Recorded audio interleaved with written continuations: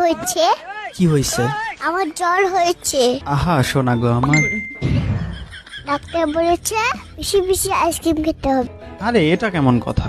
জ্বর হলে আইসক্রিম খেলে তো সেটা বেড়ে যাবে। না মানে এটা তো সবাই জানে, আইসক্রিম খেলে জ্বর বেড়ে যায়।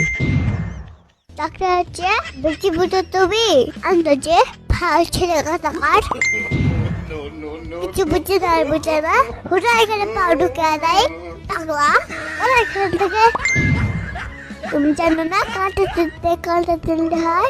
আরে কাঁটা তুলতে না, কাঁটা দিয়ে কাঁটা তুলতে হয় হবে। আর এইটা দিয়ে তুমি কি বোঝাতে চাচ্ছ? এটার মানে হলো ঠান্ডা লাগছে তাই বেশি বেশি আইসক্রিম খেতে হবে তাহলে ঠিক হয়ে যাবে।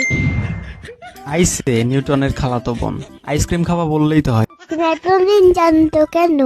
আরে নীল যন্ত্রণা, নীল লজ্জ হবে। আর আমি আবার কি করলাম?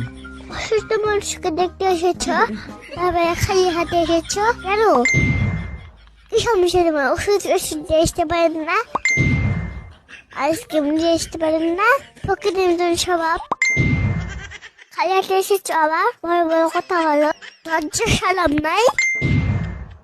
তোমার যদি এতই লজ্জা শরম তাইলে আমার কাছে আইসক্রিম চাইলা কেন?